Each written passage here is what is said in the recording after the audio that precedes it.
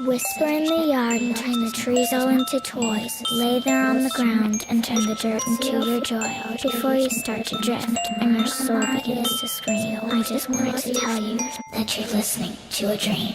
Pace's Playground. Pace's Playground Podcast. Pace's Playground Podcast. You guys are from Massachusetts, nearby Boston. You've got to tell me that you guys are members of the Red Sox Nation. Well, I'm the only guy in the band that's not from Boston proper. Oh, all right. So you're not in the RSN movement. That's right. Although Sully and our security guy TC for the longest time are huge fans of the Red Sox. And, you know, we were on tour when the Red Sox beat the curse finally. Nice. And that's when I started watching the Red Sox. You know, I was never a baseball fan anyway. I like football. I'm a Raiders fan. But and you're a Raiders fan, not a Patriots fan, but a Raiders fan. So what about that little feud in the tour bus sometimes? Well, it's funny because, you know, the Patriots have done so well, and, you know, when they got Tom Brady, and so a couple Super Bowls, and Sully's like, dude, you want to go to the Super Bowl with me? And I'm like, hell yeah. And he's like, well, you got to wear a Patriots jersey, you know. So I'd put my Raiders jersey on and then put a Patriots one over top of it. There you go. You know, so the colors are in the heart. So you prostituted yourself, but just half of yourself. You kept your dignity. Right. Well, also, you know, a Super Bowl, as a football fan, you know, I'm a Raiders fan, but I love the game of football. Always have. My dad was a Notre Dame guy, so grew up watching Notre Dame football. And so just to go to a Super Bowl, I'd go even if I didn't even know who the teams were. It's just the excitement of being in the stadium, you know, and watching the game. Great game. When you first started, I think you got a big break from WAAF in Boston. They were, I think, the first ones to play your songs on regular radio. That gave you a huge push, and we know where it got you today. Do you think that new bands coming in can have the same chances, the same windows of opportunity when it comes to regular radio playing? Well, it's very hard there's a new industry, right, unfolding before our eyes in the last 4 or 5 years, and we're watching all the record labels crumble, and we're watching kids now, like a great example, my daughter who's 13 called me when I was making the last record and asked if she could download a song on her iPod. It was Demi Lovato. And I said, well, do you like Demi Lovato? She, oh yeah, I love it. Well, why wouldn't you just get the whole record? She probably has 10 other songs on the record that you'd enjoy. Well, all my friends at school just have this one song. So she just wanted to download the one song. So what that's done with that downloading phenomena has crushed the record company. The record companies, the whole business of selling records has changed from when this band came out in 1998. So getting a song on the radio now, I think bands could do that if they get an online presence first and get X amount of hits on their song. Then perhaps the radio would take and put it on.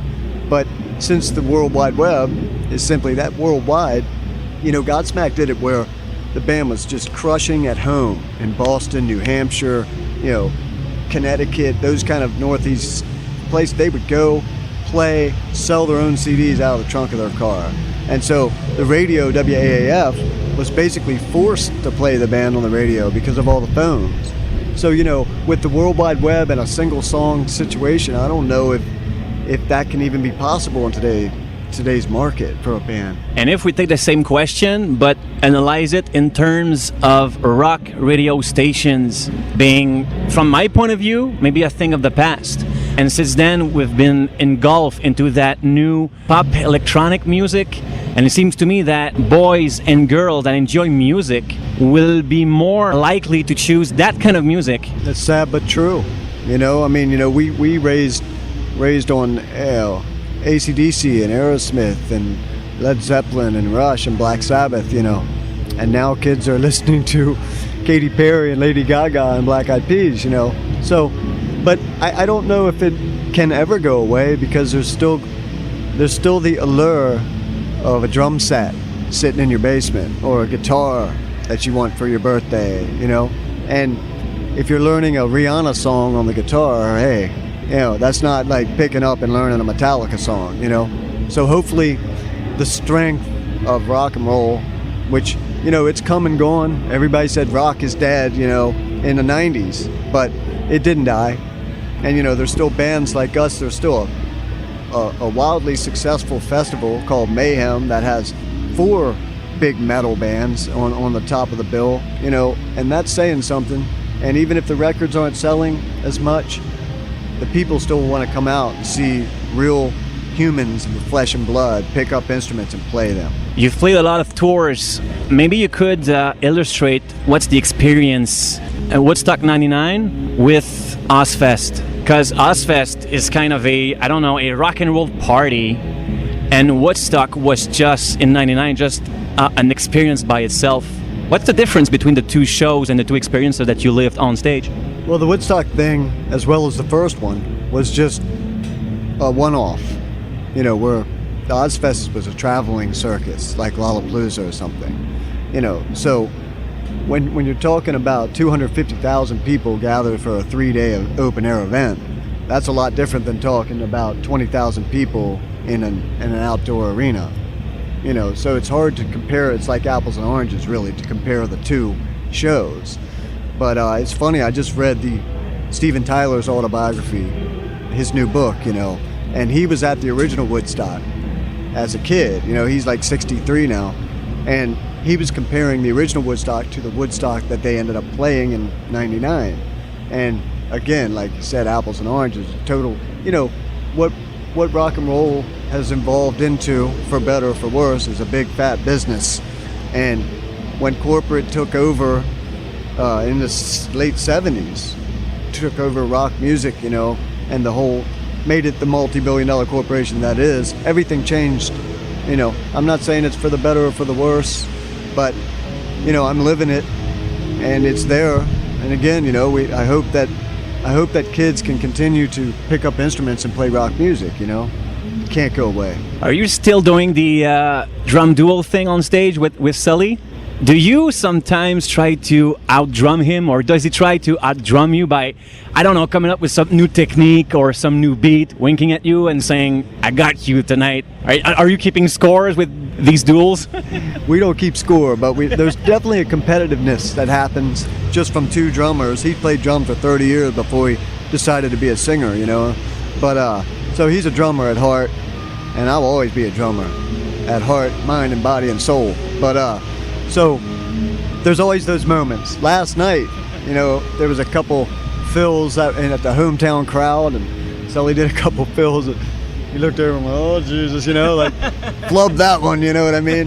And then we throw sticks a lot, 15, 20 feet in the air, and sometimes we'll miss one or whatever. And so there's I'll say a fun competitive thing going on. And no, we don't keep score. Everything becomes a blur out here, man. Finally, is it hard for a drummer to find his own sound? Because when I hear drums, when I hear a specific drummer, I think about Terry Bozzio. Because he's got his 360 thing going on, so he can go crazy on all sorts of instruments. Is it hard for a drummer to find your specific rhythm or touch? Yeah, absolutely. You know how, like, when you hear Van Halen, you don't even have to hear the singer. It doesn't matter which guy was even singing. As soon as you hear Eddie play, you know it's Van Halen, right? Well, that's the hardest thing for a drummer, and very few drummers have done it. John Bonham, the greatest drummer who ever walked the planet, Neil Peart, from This Glorious Country of Yours. When you hear Rush play, before Geddy Lee even sings, I know it's Rush because of Neil's style. And he'll just, even if it's a simple song, he'll play a fill, and I'll go, "That's Rush. That's New Rush," or whatever, And so, yeah, that's the hardest thing.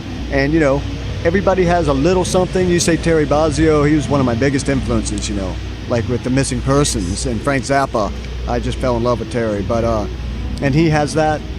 Simon Phillips has it. It's a very hard thing. I don't know if I have it. I hope I do. Very humble. Well, it's the truth. It's a real hard thing, and to get as a drummer. It's easier, obviously, for a singer. Because it's your natural voice. So when you hear Geddy Lee sing, there's no mistaking it's Rush, right? Yeah. Or David Lee Roth or Steven Tyler, all the greats for that matter, Ozzy Osbourne, so there's only so much you can do. A snare is a snare. It happens to be, I think, style, if I could say I contributed anything to a style, it's the whole quarter note on the hi-hat, or on the China type thing in a chorus. I would do a quarter note. So if anything, if you hear a Godsmack song, you'll usually hear that in the chorus. Hopefully that makes people go, oh, it sounds like Godsmack, which makes me feel real proud. Pace's Playground Podcast. Find it, hear it on SoundCloud and iTunes. Comment, react, or troll via Twitter at PlaygroundPod, Facebook.com/PlaygroundPodcast. Email playgroundpodcast@hotmail.com. PlaygroundPodcast.com.